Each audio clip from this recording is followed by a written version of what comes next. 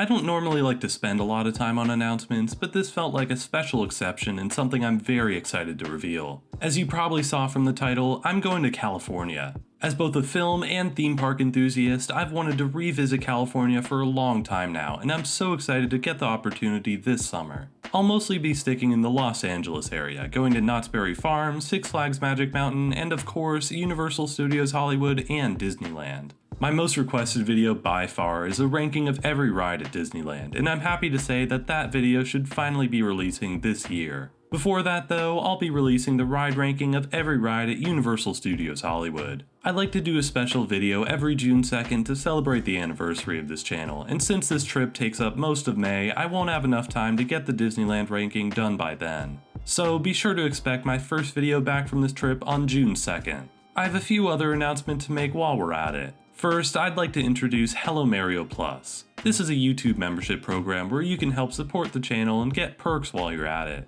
For only $1 a month, you'll get behind the scenes posts and polls, along with a badge next to your name and exclusive emojis. For $4 a month, you'll get early access to certain videos, along with a new exclusive monthly podcast, the Hello Mario Happy Hour. This podcast will be recapping all the major theme park news that occurred within the month, giving my thoughts on things that I normally don't get to talk about. If any of this sounds interesting to you, be sure to hit the join button below to help support the channel. Next, let's quickly discuss the upload schedule over the summer. There won't be any uploads in May because of my trip, but for the rest of the summer, I have some big plans. June will see the release of the Universal Studios Hollywood ride ranking, along with the return of Epic Universe A Closer Look. Then, in July, I'd like to release my Walt Disney World 10-year plan video. I want to try getting this out before D23 so my predictions will be a bit more interesting. Other than that, I'll be continuing the Walt Disney World ride tier list, along with working on the Disneyland ride ranking. Between Disneyland and California Adventure, that resort has over 50 attractions, so it may take a while to complete.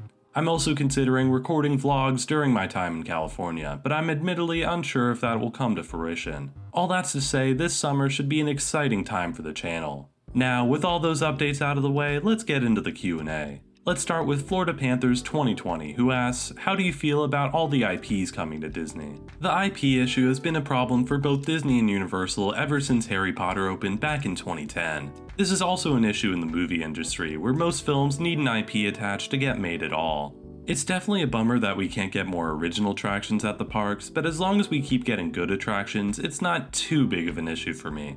Even though Cosmic Rewind makes no sense at Epcot, it's still generally considered one of the best rides at Walt Disney World. If the quality is still there, I guess I can live with it.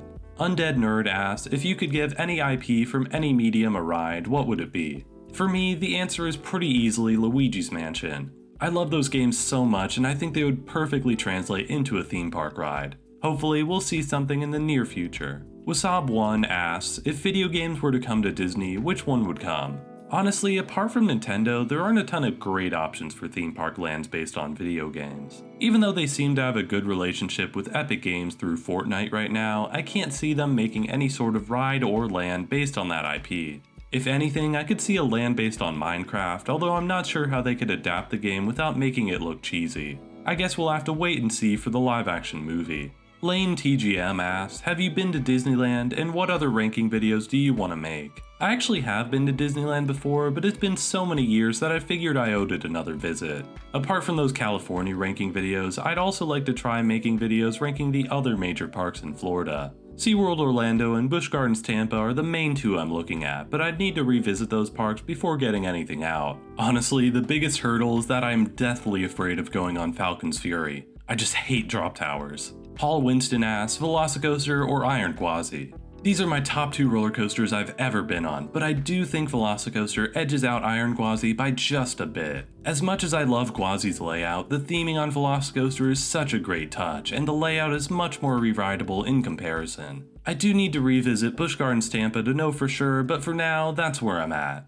Harry Salkid asks, what's your favorite ride at both Universal Orlando and Walt Disney World? For Universal, it has to be Velocicoaster. It's the ride I always want to do most when I'm at the parks. For Disney, it's Tower of Terror, one of my favorite dark rides in both theming and thrill. Out of the two, I would probably pick Velocicoaster though. Both are great rides, but Velocicoaster just barely pulls ahead. Leia Mora asks, which Universal ride are you willing to ride non-stop? While my favorite ride is Velocicoaster, I just think it's way too intense to ride over and over again. Same goes for other more intense rides like Revenge of the Mummy and even Spider-Man. My initial thought was one of the shooting dark rides, but Men in Black has that really intense spinning, and on VillainCon you're standing the whole time. In that case, I guess my answer would be E.T. Adventure, since it's pretty chill and still a pretty good ride. The second half of that ride may make me go insane after a couple laps though.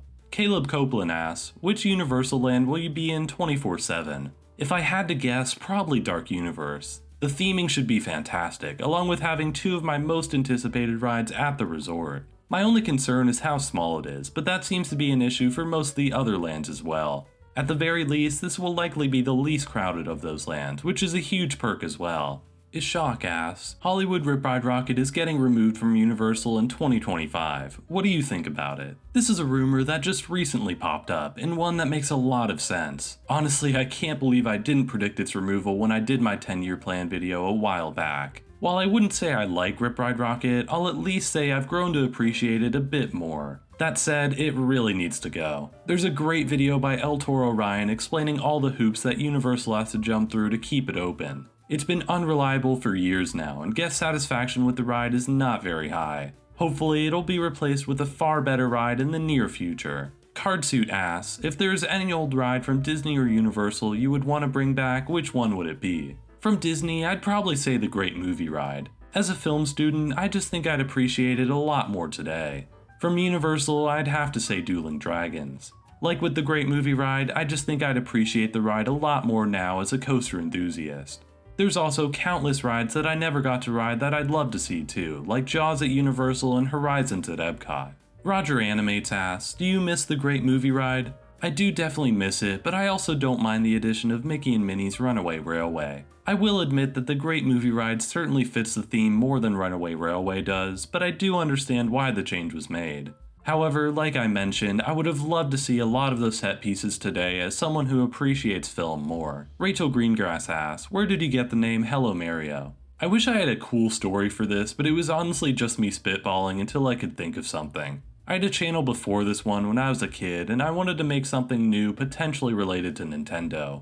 One of my options was Waluigi 64, which I'm happy I didn't go with. Eventually, I settled on Hello Mario, with a profile picture of this messed up Mario beanie. A few years later, I started making theme park content, and the rest is history. Lucho PZ asks, what encouraged you to start making YouTube videos? I've been making stuff on YouTube for over a decade now, and I think it just started out of a need to make things. My first videos were LEGO stop-motion movies I made on my 3DS. Eventually, I moved on to games, skits, and eventually video essays. I originally wanted to do video essays on movies, but getting footage for movies is extremely frustrating. I also wanted to do video game content along the lines of Scott the Woz, but that's an interest I've slowly grown out of.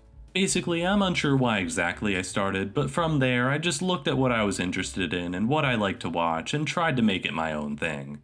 Lucha PZ also asks, do you plan on turning this channel into a full-time job? Honestly, I don't know. Right now I'm in college and have another part-time job along with this. This channel has been a huge help during this time in my life, but I'm hesitant to make this my only career considering how inconsistent YouTube can be. I'm not planning on giving up this channel anytime soon, but I'm also unsure if I see myself doing this for the rest of my life. It's possible, but we'll just have to wait and see. With that, we're just about done. Thank you so much for your questions and support over the years. I really appreciate it. For now, I'm on my way to California for the summer. If you want to keep up with what I'm doing in the meantime, be sure to follow me on Twitter at HelloMario1. Also, if you're into movies, feel free to follow me on Letterboxd and keep up with my brand new podcast, Dracula's Curse. Thanks so much for watching, and I'll see you when I return.